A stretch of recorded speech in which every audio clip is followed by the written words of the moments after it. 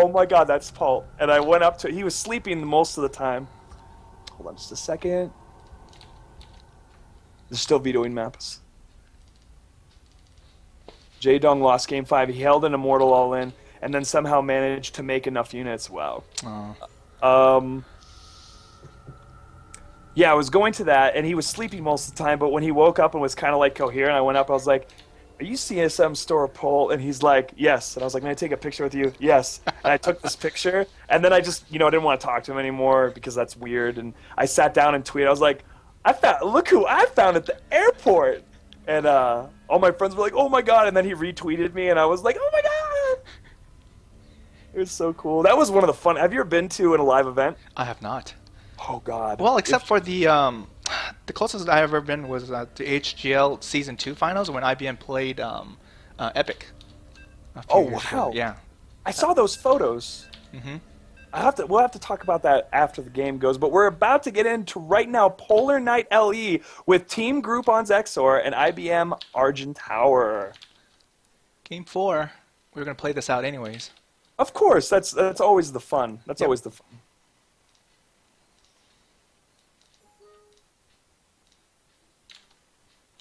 And we're...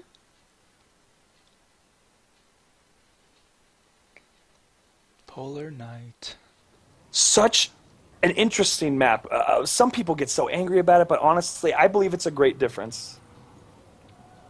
I personally don't mind this map too much, but yeah, I've heard people complain a lot about it. Often enough. But spawning in the top position, we have that red Terran player representing Team Groupon. His name is eksOr. And spawning in the 6 o'clock position, we have the blue Zerg from Team IBM, Argentower. So tell us a little about Argentower, his play as a Zerg player. He tends to be more of a macro-oriented player. I don't see too many cheeses from him. So against Terran, he's probably going to open up pretty standard. I don't think he's going to do anything cheesy. Nothing like this 10 pull or anything. And I think you and I are on the same page as a Zerg when you open against Terran. Go for that 15 hatch. Who really needs that early pull? And let's try to avoid gas as much as possible because we have queens that can stop just about anything. Mm-hmm, that's right. Just get your economy going, get that drone lead, and then scout, and then make sure you cover your bases and be ready for that timing that Terran is about to do. It's always that 10 minute after the Hellions, but if you're able to kill those Hellions early, there comes a really great decision period where you can turn on the heat, or you can just get further ahead by taking that quick, unattested third. Mm-hmm. And we are seeing that gas opening from the Terran player in order to get that Reaper out for scouting. But we'll see if he decides to go Reaper. It may be early factory. I'm not necessarily sure what he's going to do right now. But I think he's one of the more solid Terran players for sure, even though he doesn't play that much. Showed great skill against a Protoss player against Blackberry a few weeks ago. I think I watched that match when I was... Did you? Yeah, when I was watching your videos. Oh, for real? That's awesome. Yeah. I watched that one. I watched last week's match against the Reed group. Yeah, that was two very good casts. Oh, thank you. No, it's and again, you guys lurk. You guys do research on your opponents. Not so much. Okay. Yeah. I'm really big about that, and I'm also affiliated with the University of New Mexico CSL team, and we have team league show matches, best of 7s, best of 1s, but best of 7 for the team.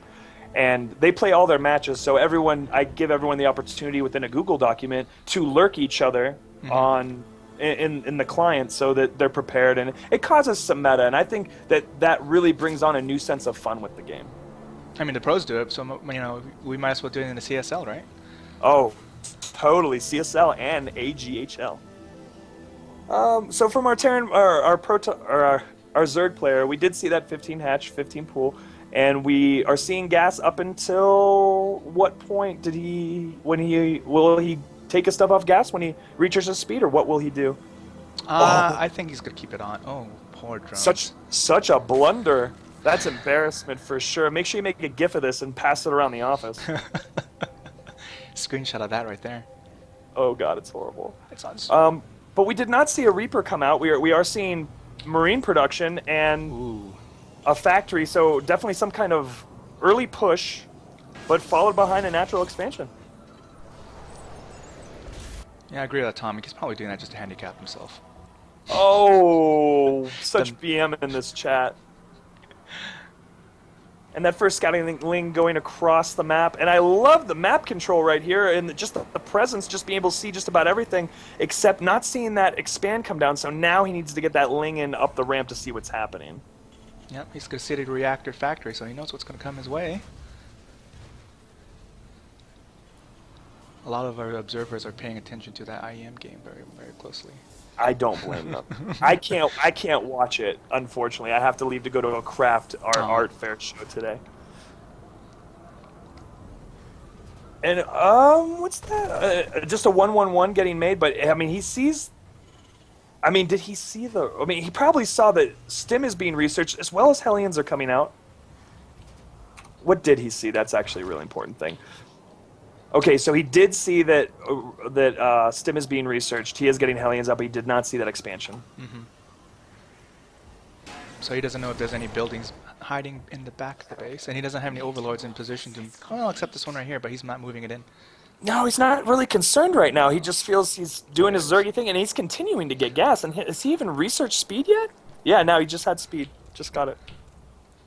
He's got overlord speed, which is what I find very, very interesting. You know, Zergs don't always get overlord speed, but you know, with overlord speed, your overlords can waltz into to the base of the Terran like just like this and not be killed. See, he gets out, sees everything. Awesome. That is really good. I mean, I don't necessarily do that. I think I need to incorporate it because I feel that Burrow and Overlord speed give you such power in the early game. You can stop expansions. You can have such map vision to where you really don't have to guess to what they're doing. You can actually know what they're doing and not have to lose anything in the process. Mm-hmm. Otherwise, you're kind of relying on your Lings, your slow Overlords, and maybe a Changeling here and there. Definitely the Changeling at the point where it would be too late, to be honest, I think. Huh. Looks like Argentower's staying on 2 bases. I failed to point that out. And he is getting the creep over there, so it looks like he will be expanding over here. But we're seeing eksOr move out right now with quite a strong force. That's 5 Hellions and enough Marines to really cause some damage. Lings in production, none. 1-1's coming in. I really think this is going to catch our Zerg player off guard. Yeah, what units does he have? He has 2 Lings. Does he have anything? No, just 4 Lings in production. No. Yeah, this could be able to. Let's see coming how much damage. Coming off of a drone cycle. I mean, he's might be able to snipe this. He needs to kill those queens, or at least get out of range or micro the units back. And Argon needs to, when he gets his Lings out, he needs to try to focus down on this medevac when his Lings come out. Oh, we're having Argentower just vacate the natural. I'm definitely caught. He's caught with his pants down right now. This is very surprising. Argon's usually really good about this, especially when he saw that those Marines come out, because I shot that Ling that he left outside of his base. For sure, he probably came off of a drone cycle and wasn't really paying attention. That's too bad. So we are seeing his 3rd go down, and there's enough Lings out right now to. He should just lift, maybe. Yeah. No. Yep, lifting and just going to get out of there right now. Mm-hmm. That was pretty awesome. The income was taken away. Part of Zerg's income was taken away, which is what you want to do. You want to slow them right down, and that's what our eksOr did. He put on some pain, but behind that aggression, you want to put your expand down. You want to get that bunker down. You want to be able, because that whole pressure allowed you to be free of a counter for a while or an attack, to really get your macro going, get that natural going. What's great about Argentower is he was able to save most or almost all of those drones as soon as he got attacked. He pulled all the drone into his main and then saved all of them. All he lost was those upgrades, which he has not rebuilt. So and he's oversaturated right now on all his bases, waiting for his 3rd to get up. As soon as his 3rd is up, it's gonna just kick right in. And then it's gonna be and then Terran's gonna have a hard time if he doesn't do anything about it. Pathogen glands being researched at the infestation pit. We're going to see a Ling Infestor opening, a very strong opening against Terran indeed. And Banelings. Oh gosh, you always need banglings. I wish they would have some sort of buff with banglings, and Oh. how they're proposing to do with the Widow Mine. What are they gonna do exactly? Are they gonna burrow move or?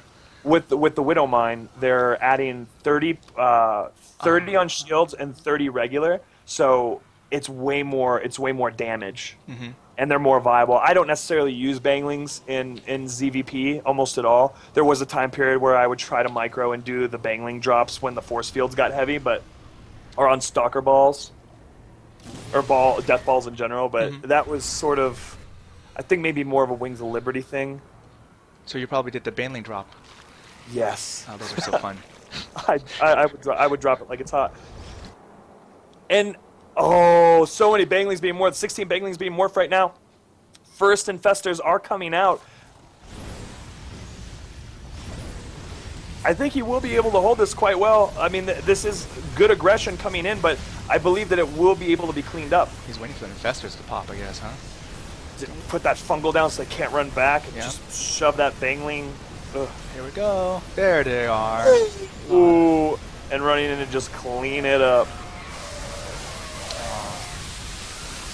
It did slow down. It did slow down the upgrades. Yeah. That's the biggest thing. That is pretty good. We have 0-0 lings right now, and our +1 attack is finishing for our infantry. And do we have shields done? No, not even researching yet. I wonder if this Widow Mines could hit those Banelings when they roll by. That last attack by the Terran, he left one Widow Mine that's going to hit something when it gets into range. It may just hit an infestor. It would be so funny, but those banglings and lings are moving across the map to get a little bit more map control. Retaking the towers, and then Argentower's doing the responsible thing by, spreading some creep over here in the possible third. He's checking this third. He hasn't checked the back yet, but he can reasonably deduce that, well, maybe he's still playing against a two-base Terran. Definitely just 2 base. Doesn't even have his third up. His money, both people's monies are kind of going out of control. This happens in the Zerg world most often because once you get those three bases, and he does have that macro hatch down, but you somehow have this influx of minerals, and all of a sudden, man, and not having those upgrades to spend them on, it sort of just happens. We do have a drop coming in. Will it? But he's ready for it. He's absolutely ready for it. Great vision from our Zerg player. Yeah, nice Overlord spread right there in the back, and over here vertically too. Yeah. I mean, if I was eksOr, I would actually just turn around. Turn around. Get that third going. Does he have a third CC down? No, and it's the 15-minute mark. I usually, as an observer, have seen really good third timings at around between 9 and 11 minutes, depending on what the Terran is doing.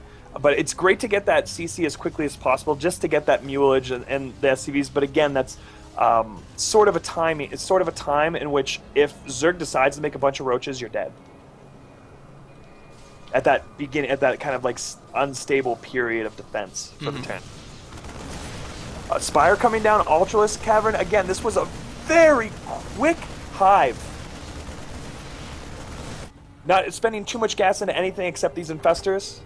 Feeling pretty confident about stopping any more aggression, and he's just going to go straight into that tier 3 tech that's going to be really hard to deal with, especially the Terran being behind on upgrades as far as I'm concerned. I mean, his 2 attacks coming in, but his armor's not on, and he needs to rush to that 3-3. Yeah, right now he's sitting on 1-1. Zerg's only sitting on 1. Doesn't have any upgrades. He's finally getting his Carapace, plus 1 Carapace. That aggression definitely did it, but it's the Terran player wanted, like, that's something that can be put into your favor with those pushes. However, I don't think the economy has been that good behind it. I mean, again, he's floating around 2,000 minerals. In reality, he could be maxed out right now.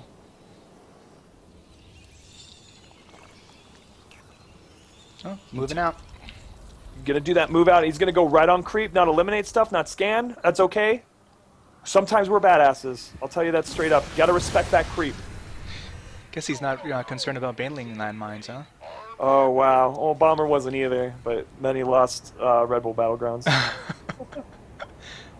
I tried that in my game, but I guess, did he see me borrow them, or? No, he scanned them both times he saw them. And a good fungal catching all of those units and not going to be able really to pull them back effectively. And Ultras are out, and really it's the A move of death right now from our Zerg player. Not looking good for our Terran here. But our Zerg player's going to chill back. Oh, missing the fungal on those medevacs. But it don't matter. It's just going to be this walk. Chitinous plating for the Ultralisk armor is going to finish in 5 seconds. Man, this is not good. No, not in a very good position for our Terran player. He has no tanks, and really, I believe that Widow Mines with Ultras sort of don't work anymore. You definitely need to get way more Marauders out. Oh, but such a good composition from our Zerg player. Ling, Bangling, Infestor, Ultra, doesn't hit air, but it's good. GG's called. eksOr calls GG, and Argentower takes this game 4, making it an absolute sweep for Team IBM. And will we be doing the ace match? Sometimes Groupon just likes to do it for fun. I don't know, actually, we can go ahead and ask our captain. I'm curious too. I'm game. I think he'll say yes. Of course.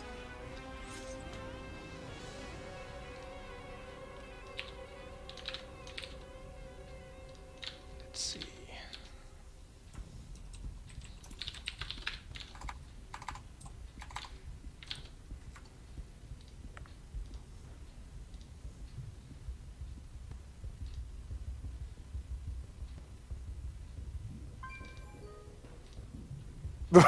IBM-A versus IBM-B. That's hilarious. Can you imagine such a thing? Like, it would cause that company to just tear in half. You know, and people have to juggle, like, who they actually love with who they actually have to work with. But I guess you guys are in all sorts of different parts of the company, or are you all pretty close-knit in a certain geographic area in a certain department? We're actually spread out all over the place. A lot of us are in the west, or closer to West Coast, but we've got some guys on the East Coast. So the problem isn't trying to ask if we're going to play an ace match. The problem is no one wants to play. What is going on, guys? Uh-oh. I'm asking the captain if he wants to play. No, he has to go.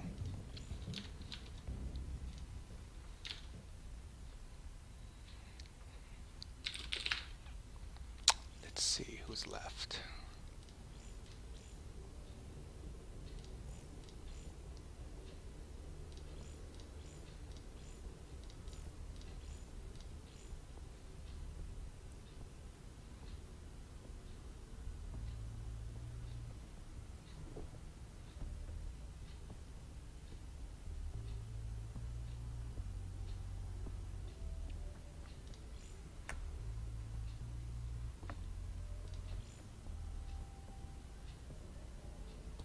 Wolf Brother and his dog. That dog loves to pee.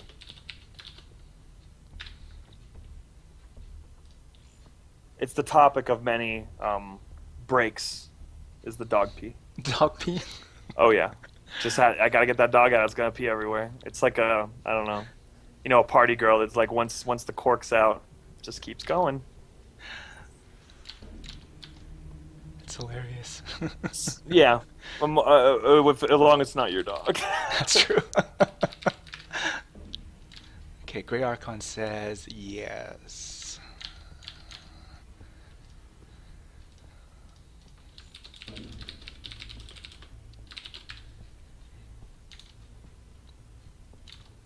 Ooh, if it's a TVT, I'll be the happiest guy in the world.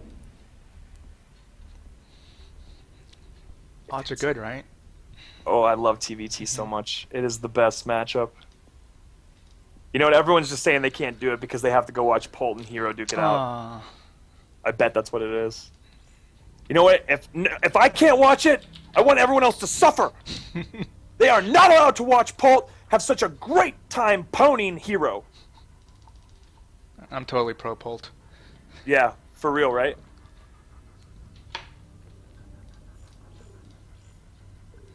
Aww.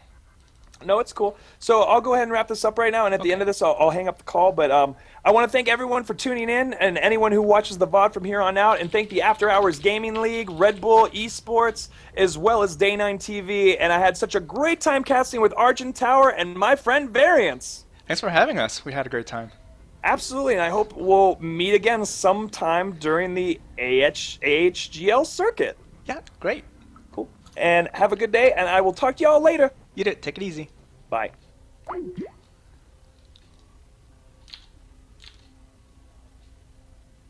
And this is Variance signing off this wonderful Sunday afternoon. After Hours Gaming League Season 4 Week 2 between IBM and Groupon has just concluded.